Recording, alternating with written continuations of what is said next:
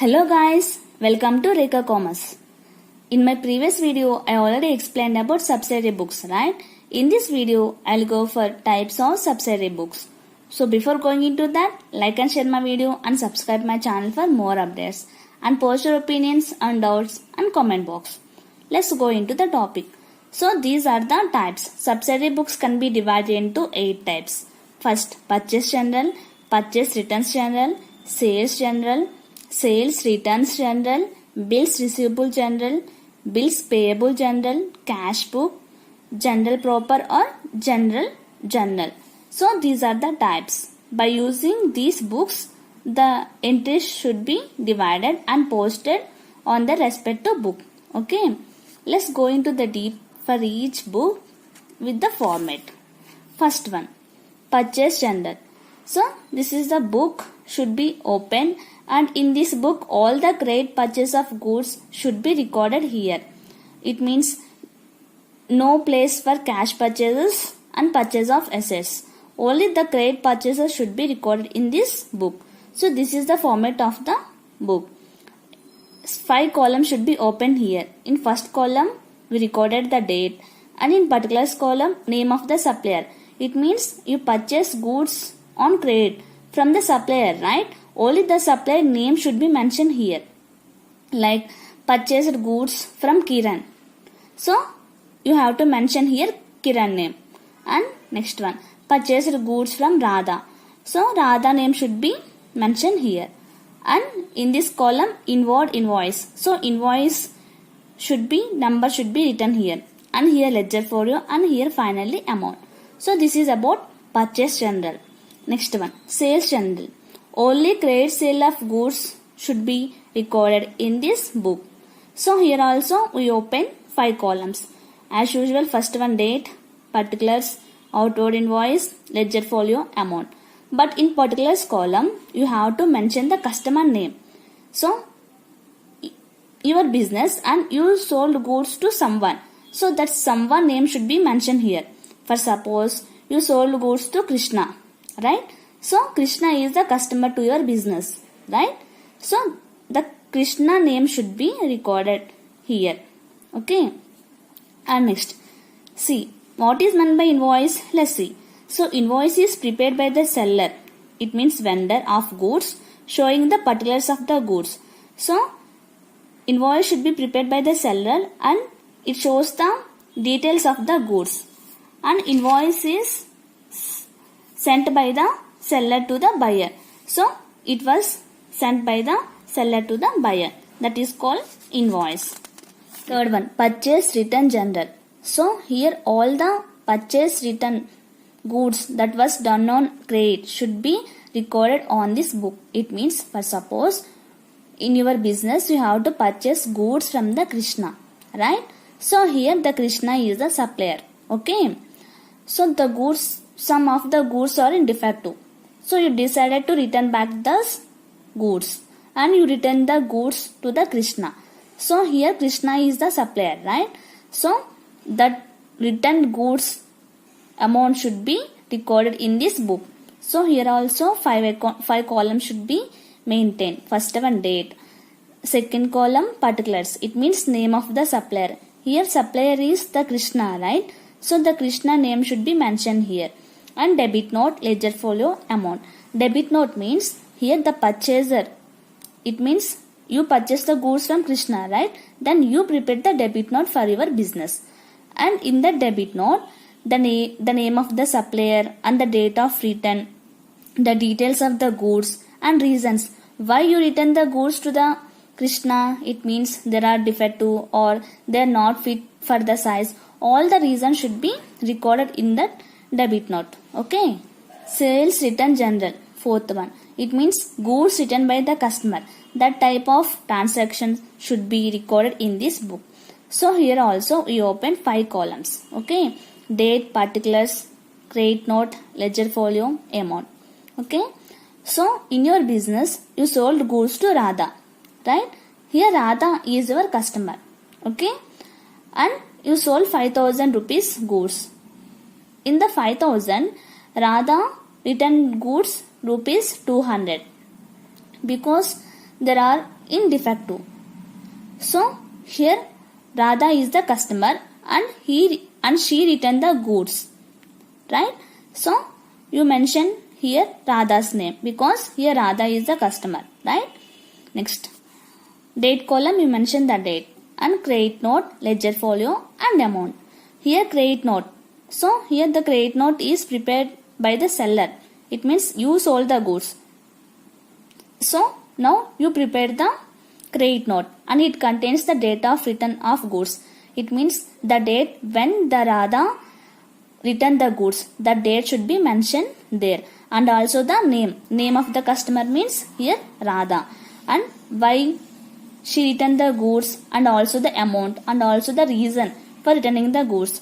Everything should be recorded on credit note. Okay.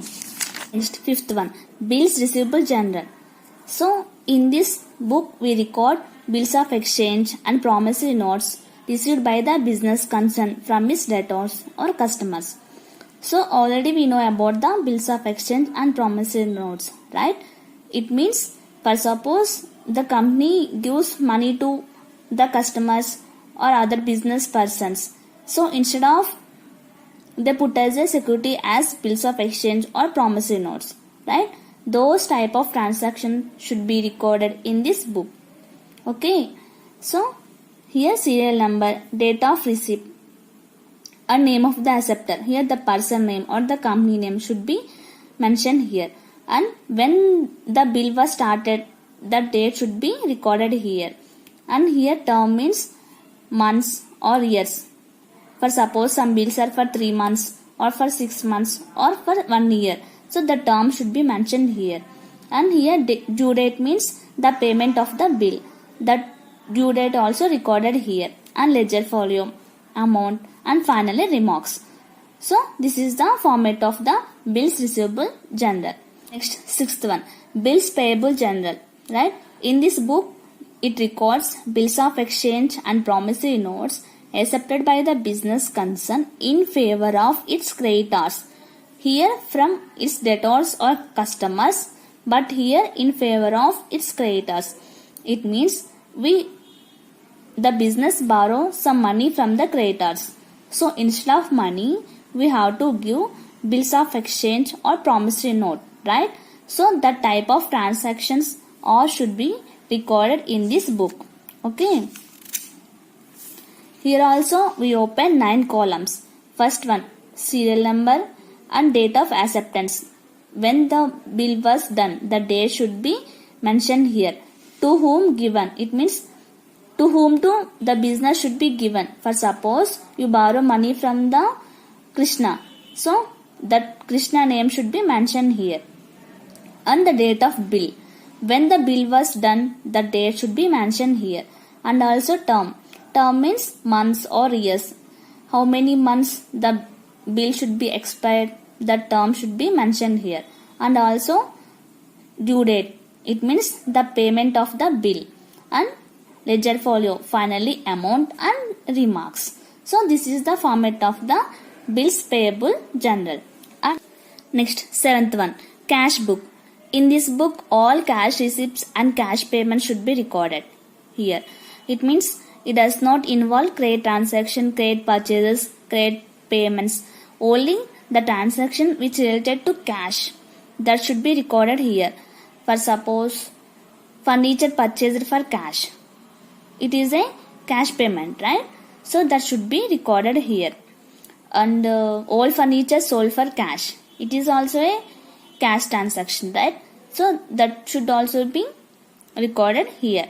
So only cash, the transaction which related to cash should be recorded here. So date, particulars, ledger folio amount, date, particulars, ledger folio amount. So in right side cash payments are taken place, and in left side cash receipts are taken place. All cash receipts are recorded in this side, and all cash payments that should be recorded in the right side. Next, for our general ledger. So this is the last book. So the transactions which are not entered, which are not recorded in those 7 books, those transactions are to be recorded in this general proper book.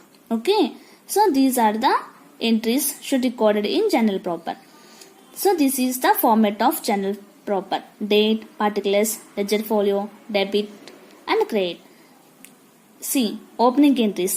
Opening entries means when books are started for the new year, the opening balance of assets and liabilities are generalized, right? So those entries should be recorded and it comes under the opening entries. Next one, closing entries. So at the end of the year, the profit and loss account has to be prepared, right? For this purpose, the nominal accounts are transferred to this account. So this is done through journal entries.